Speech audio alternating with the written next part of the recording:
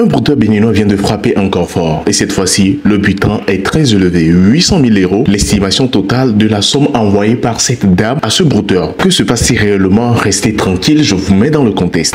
C'est une histoire qui fait polémique sur la toile actuellement. Une dame ruinée qui a quitté son mari pour ce brouteur en question qui se faisait passer derrière les écrans comme Brad Pitt. Et oui, ne vous étonnez pas, ce brouteur amplifie l'arnaque jusqu'à faire des montages vidéo, photoshopper des photos juste pour prouver à cette dame qu'elle est réellement en train de discuter avec Brad Pitt. L'arnaque a commencé quand le brouteur en question a pris un autre profil, se faisant passer comme la mère de Brad Pitt pour entrer en contact avec la dame en question, mariée à un jeune millionnaire à l'époque. Un message dans lequel le brouteur, se faisant passer par la mère de Brad Pitt, dit à cette dame qu'elle est réellement la femme qu'il faut à son fils. Peu de temps après, le brouteur créa un faux compte comme celui de Brad Pitt, rentra en contact avec la dame et lui disa juste que sa mère lui a parlé d'elle. Naïve, la discussion a continué entre les deux jusqu'à ce que la femme ne tombe réellement amoureuse. Et juste quelques temps de fréquentation, le Brad Pitt en question dit à la dame qu'il est atteint d'un cancer de pancréas.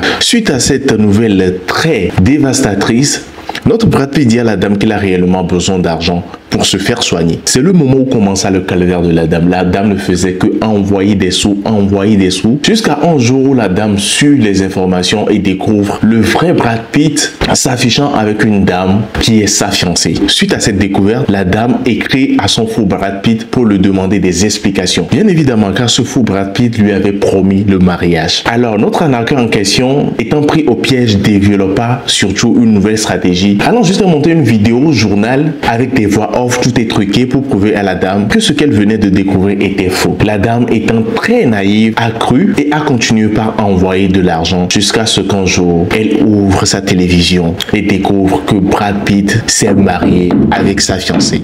Le vrai Brad Pitt, bien sûr. Cet arnaqueur en question a tellement fait fort. C'est le GOAT des arnaqueurs en ce moment. Mais avant d'arriver à la conclusion, je vous laisse regarder l'interview de la dame pour mieux comprendre l'affaire. Regardez, on se capte à la fin pour la décortication. Regarde.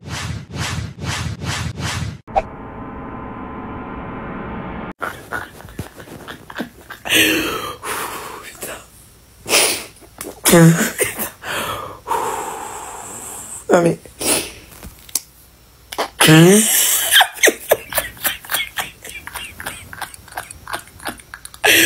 Non mais... En vrai, je veux pas rigoler, quoi. Je veux pas rigoler parce que j'ai regardé et quand... Vraiment, à la fin, la meuf m'a fait trop de la peine, quoi. La meuf, elle pas...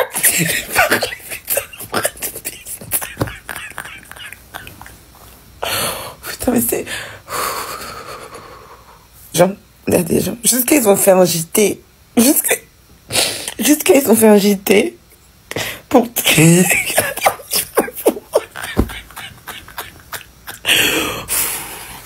de merde. Ah non, non, mais là, je vais prendre mes esprits, là. Donc là, en fait, il y a une meuf, une Française qui s'appelle Anne, qui pensait que Brad Pitt était tombé amoureux d'elle sur les réseaux sociaux. Voilà, sur Facebook, il a commencé à lui parler et elle est tombée amoureuse et lui aussi était amoureux d'elle. Brad Pitt apparemment était malade. Du coup, il lui demandait 10 000 euros pour ses dialyses, 10 000 euros pour soigner son cancer. Elle a reçu un message elle a reçu un message du médecin. Elle a reçu des messages de la mère de Brad Pitt, de Shiloh Pitt, la fille de Brad Pitt. Et elle y croyait dur comme fer à son histoire d'amour. Et je te jure, je peux plus les gens, en fait. Mais en fait, prévenez vos darons des IA. Prévenez, non, je sais pas. En fait, c'est votre faute, les enfants, les jeunes, là. Vous laissez vos darons tomber amoureux, croire n'importe quoi et n'importe qui sur Internet. Mais prévenez vos darons que maintenant, avec les IA, on peut faire bouger la tête de n'importe qui. Et elle aussi. Tu penses pas que Brad Pitt, il a d'autres gens à appeler s'il a un cancer dans ses carnets de contact que toi, Anne de Saint-Barthélemy, le grand Brad Pitt Hollywood? Non, mais... Non, franchement, mais après, j'ai vraiment... Horrible, parce qu'effectivement, t'es parodé, t'es naïve et tout, tu perds toute ta vie comme ça, mais horrible. Horrible, elle a tout perdu. Presque 1 million d'euros. Et comment tu peux envoyer, même si tu tombes amoureuse de quelqu'un que tu n'as jamais vu en vidéo ou quoi, tu tombes amoureuse et tu fais des virements. Mais s'il vous plaît, en fait, gardez la tête sur terre. Mais s'il vous plaît, non mais c'est... Non, c'est une folie. Non mais franchement, mais prévenez vos darons, s'il vous plaît. Parce qu'il faut pas que ça se refasse, en fait. Non, non, mais attendez. Non mais, presque 1 million. Elle lui a envoyé presque 1 million d'euros au Nigeria, je sais pas où encore. On va faire un top 10 des meilleurs montages du faux Brad Pitt. Je suis désolée, ça fait 5 minutes que je pleure, mais je crois que je vais pas m'en remettre. Pitié. Attendez, non mais le tube là, dans le menton, c'est pour aller où?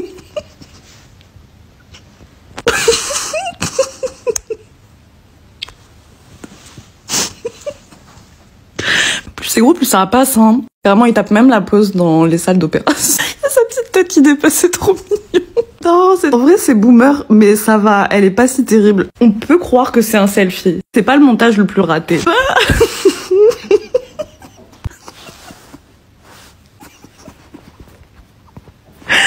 Désolée. Je trouve qu'il est coupé là.